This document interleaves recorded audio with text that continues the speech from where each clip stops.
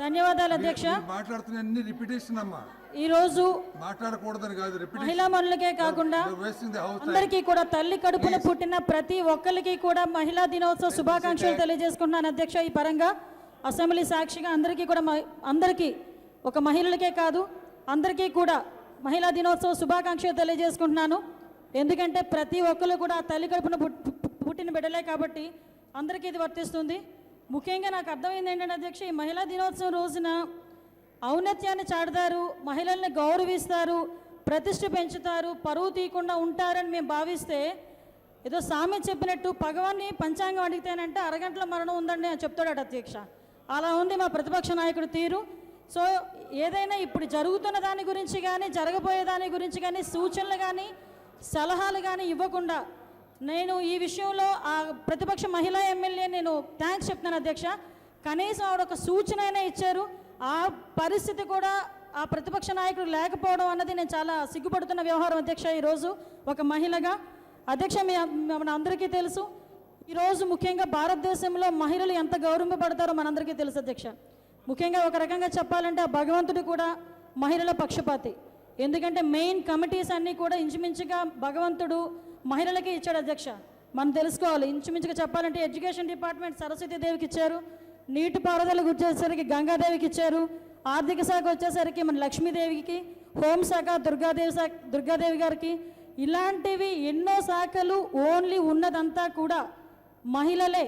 అంటే ఆదిశక్తిగా ఇంచుమించుగా ఈరోజు మహిళ వెలుగు పొందుతుందంటే అది ఈరోజు భారతదేశంలో మహిళలుగా మనం గౌరవింపబడుతున్న ప్రత్యేకమైన ఒక మహిళా శక్తి ఈరోజు ఉన్నదంటే అది భారతదేశ ఔన్నత్యం. ఎందుకంటే ఇలాంటి భారతదేశంలో పుట్టి ఎంతోమంది మహిళా మనులు ఈరోజు ఒక మంచి పొజిషన్లో ఉండి మనందరికీ కూడా మార్గదర్శకులైన ఉన్నందుకు నిజంగా చాలా గర్విస్తున్నాను అధ్యక్ష. ముఖ్యంగా ప్రభుత్వ పరంగా వస్తే తెలుగుదేశం పార్టీ ఆవిర్భవించడానికి మూల కారణమైన ఎన్టీ రామారావు గారికి ప్రత్యేకంగా ధన్యవాదాలు తెలియజేసుకున్న సందర్భం అధ్యక్ష.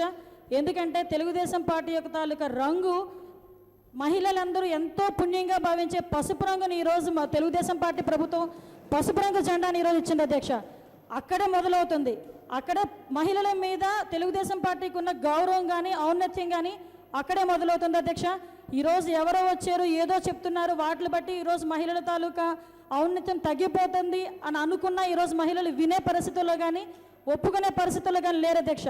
ఎందుకంటే ఎన్టీ రామారావు గారు తెలుగుదేశం పార్టీ ఆవిర్భావం జరిగినప్పటి నుంచి కూడా స్టిల్ నౌ ఈ రోజు వరకు కూడా తెలుగుదేశం పార్టీ మహిళల పట్ల చిత్తశుద్ధితో ఉందని చెప్పడానికి చాలా కారణాలు ఉన్నాయి. చెప్పుకుంటా పోతే ఒక రోజు కూడా సరిపోదు అధ్యక్ష. ఈరోజు అటువంటి దాని గురించి మాట్లాడడం పోయి ఎక్కడెక్కడో జరిగిన సిచ్యువేషన్స్ గురించి మాట్లాడుతూ ఈరోజు సభను తప్పుదో పట్టించే విధంగా మాట్లాడుతున్నారంటే ప్రతిపక్ష నాయకుడికి చెల్లింది అధ్యక్ష. నేను సభాపూర్వకంగా ఒకే ఒక మాట అడుగుతున్నాను అధ్యక్ష ప్రతిపక్ష నాయకుడిని. ఇందాక అక్కా చెల్లెలు కన్నా మాట అన్నాడు. అన్నా నేను ఒకటే అడుగుతున్నా, నీకు రోజమ్మ మాటలు కనిపించలేదా? అలాంటి చెల్లిని కాదా నేను కూడా? అలాంటి చెల్లి దళిత మహిళ కాదా అని అడుగుతున్నాను అధ్యక్ష. లాస్ట్ అసెంబ్లీ సాక్షిగా ఆవిడన్న మాటలు కానీ నన్ను అవమానించిన తీరు కానీ ఇక్కడున్న ప్రతి శాసనసభ్యుడు విన్నారు అధ్యక్ష, ప్రతి శాసనసభ్యురాలు విన్నారు అధ్యక్ష. అలాంటి రోజా గురించి ఈరోజు మళ్ళా తిరిగి ఇటువంటి మంచి ఆపర్చునిటీ మంచి వేదిక మీద తిరిగి అటువంటి మనిషి గురించి మాట్లాడుతూ ఉంటే చరిత్రలు కూడా చెప్తున్నాయి అధ్యక్ష. దేవతల గురించి ఎంతమంది మాట్లాడుకుంటున్నారో దయ్యాల గురించి కూడా అంతమంది మాట్లాడుతున్నారు అధ్యక్ష. శూర్పణఖ గురించి కానీ పోతన గురించి కానీ ఇంకా చాలా మంది రాక్షసులు కూడా ఉన్నారు అధ్యక్ష. అటువంటి కోవలోకి చెందుతున్నారు ఈరోజు మీ మహిళ. అటువంటి అక్క చెల్లెని కాదా నేను అడుగుతున్నాను ఈరోజు ప్రతిపక్ష నాయకుడిని. ఎందుకంటే అక్కకి చెల్లెలకి నాకు ఈరోజు శుభాకాంక్షలు చెప్తున్నారు. అదే రకంగా ఒక చెల్లిగా అడుగుతున్నా, నాకు న్యాయం చేయండి. నాకు న్యాయం చేసి ఈరోజు మహిళా దినోత్సవం సందర్భంగా మీ న్యాయమే నాకు ఇచ్చే గౌరవం కానీ నాకు ఇచ్చే బహుమతి కానీ అవ్వాలని మనస్ఫూర్తిగా కోరుకుంటున్నాను అధ్యక్ష.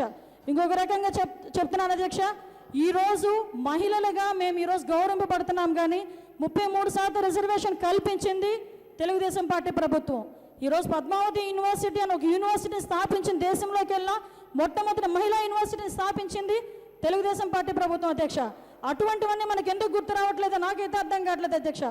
ఈరోజు ఆస్తిలో సమాన హక్కు కల్పించాల్సిన బాధ్యత కూడా ఆ రోజు ఎన్నో ప్రెజర్స్ పడి కూడా ఎన్టీ రామారావు గారు మహిళలకి సమాన ఆస్తి హక్కు ఇవ్వాలని చెప్పి తీర్మానం చేసి దాన్ని అమల్లోకి తీసుకొస్తే ఈ రోజు దాన్ని కూడా తప్పుదో పట్టించే పరిస్థితి ఏర్పడిందంటే నిజంగా మహానుభావుడు ఎక్కడున్న ఆత్మ క్షోభిస్తుంది అధ్యక్ష.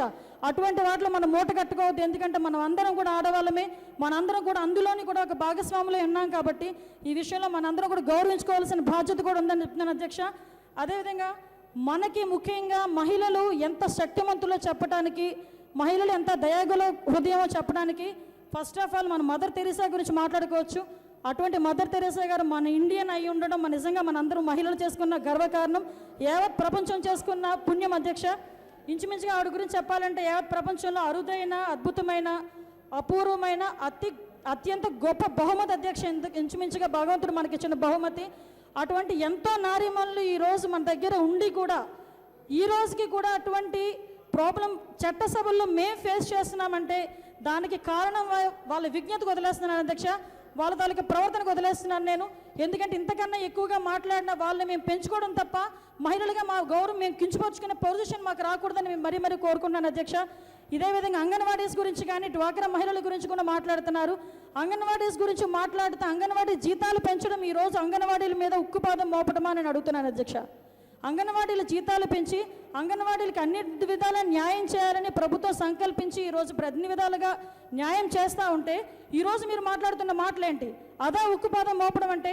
ఈరోజు తెలుగు సంస్కృతిలో ఉక్కుపాదం మనకు అర్థం తెలుసా అని అడుగుతున్నాను అధ్యక్ష. ఈరోజు డ్వాక్రా మహిళల విషయంలో డ్వాక్రా బజార్స్ పెట్టి గ్లోబల్లో కూడా ఈవెన్ యావత్ ప్రపంచంలో కూడా ఈరోజు మన ఆంధ్రాలో డ్వాక్రా గ్రూప్స్ తయారు చేసిన ప్రొడక్ట్స్ని అంతర్జాలంలో పెట్టి ఈరోజు సూపర్ మార్కెటింగ్ అంతా చెప్పి గ్లోబల్ మార్కెటింగ్ చేస్తూ ఉండి మన ఎంపవర్మెంట్ చేసుకుంటున్న ఈ తరుణంలో మహిళల గురించి అటువంటి సంస్కరణలు తీసుకొచ్చిన ముఖ్యమంత్రి వర్యుల గురించి అటువంటి మాటలు మాట్లాడడానికి మీకు నోరెలా వస్తుంది? కనీసం ఒక్కసారి మహిళగా ఆలోచించండి. మీరందరూ కూడా మీ ఇంటి చుట్టుపక్కల అందరూ మహిళలు ఉన్న వాళ్ళే, ఒక అమ్మ, ఒక చెల్లి, ఒక అక్క అందరూ ఉన్న వాళ్ళే. మనస్ఫూర్తిగా ఆలోచించుకుందాం. ఈరోజు నేను ప్రతిపక్ష నాయకుడు గురించి నేను ఒకటి ఆలోచించుకున్న అధ్యక్ష. కనీసం మహిళా దినోత్సవం రోజైనా మాకు తెలియని విషయం కానీ ప్రభుత్వానికి ఏదైనా ఒక మంచి సూచన ఇస్తారేమో నిజంగా దగ్గరికి వెళ్ళి స్పెషల్ థ్యాంక్స్ చెప్దాం అనుకున్న అధ్యక్ష. ఆ అదృష్టం నాకు ఈసారికి కూడా కలగకుండా పోయినందుకు చాలా చింతిస్తున్నాను అధ్యక్ష. ఈ విషయంలో మాత్రం ఆ సూచనలు భయపడిపోయి నాకు అర్థం కాని ఏంటంటే ఇంత మహిళని నన్ను